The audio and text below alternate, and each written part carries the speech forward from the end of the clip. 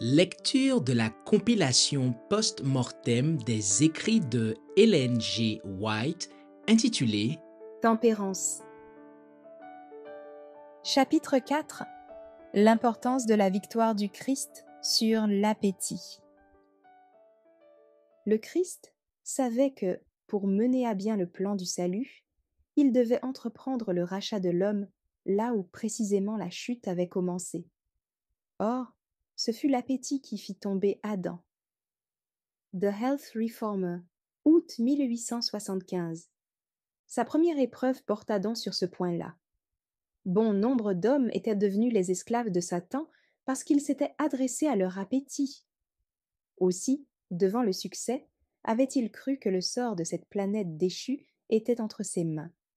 Mais en Christ, il trouva un adversaire capable de lui résister, et vaincu, il quitta le champ de bataille. Christian Temperance and Bible, Hygiene, 16.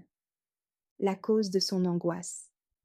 Beaucoup de ceux qui se disent chrétiens ne s'interrogent pas sur les raisons qui poussèrent le Christ à cette longue période de jeûne et de souffrance dans le désert.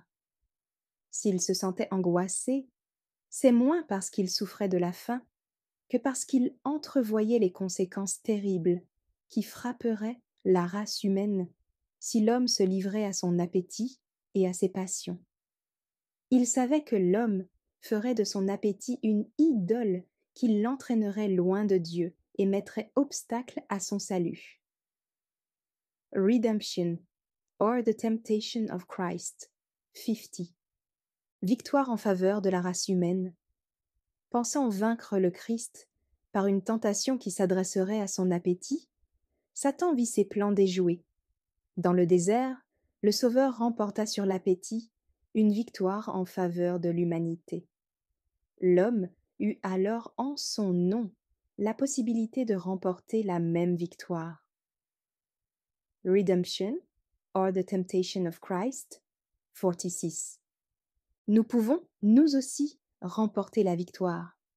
Seule la maîtrise de nous-mêmes nous permettra de retrouver l'Éden. Si, pour briser le pouvoir de l'appétit, il a été nécessaire que le Fils de Dieu endure un jeûne de 6 semaines en faveur de l'humanité, quelle n'est pas la tâche qui attend le chrétien. Cependant, il peut remporter la victoire, si dure que soit la lutte.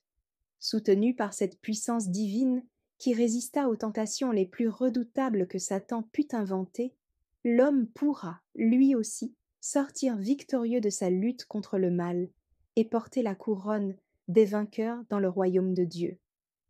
Counsels on Diet and Foods, 167. La victoire par l'obéissance et la persévérance.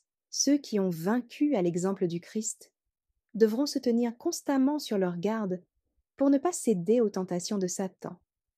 Il faut tenir en bride l'appétit et les passions grâce à une conscience éclairée, afin que l'intelligence soit lucide, discerne clairement les œuvres et les pièges de Satan, et ne les confonde pas avec les effets de la providence divine. Beaucoup de gens désirent la récompense finale et la victoire, mais ils ne sont pas disposés à endurer les fatigues, les privations et le renoncement comme l'a fait le Sauveur. C'est par l'obéissance seule et un effort continuel que nous pourrons vaincre, comme le Christ a vaincu. La puissance de l'appétit causera la perte de milliers d'hommes, alors que, s'ils avaient eu la victoire à cet égard, ils auraient eu la force morale de triompher de toutes les autres tentations de Satan. Mais ceux qui sont esclaves de leur appétit ne pourront parvenir à la perfection du caractère. La transgression permanente de la loi de Dieu depuis 6000 ans a produit la maladie, la souffrance et la mort. Alors que nous approchons de la fin des temps, la tentation de Satan à propos de l'appétit sera toujours plus forte et plus difficile à vaincre.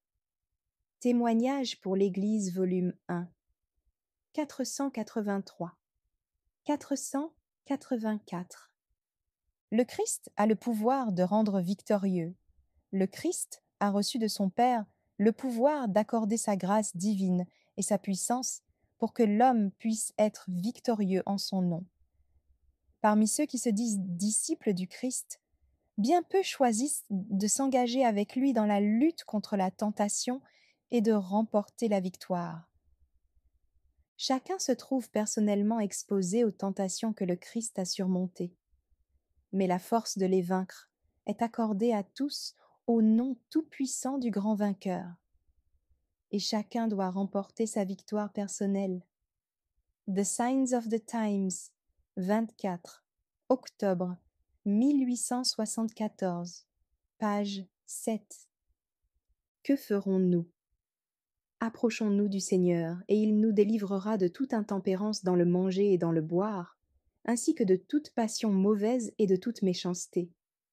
Humilions-nous devant lui en abandonnant tout ce qui corrompt la chair et l'esprit, afin que nous puissions arriver à la perfection.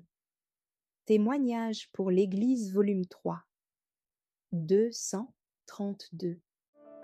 Merci d'avoir écouté cette lecture. Si vous avez des questions ou des remarques sur le thème abordé, n'hésitez pas à les partager dans les commentaires et notre équipe ne manquera pas de les considérer. À bientôt sur lereste.org.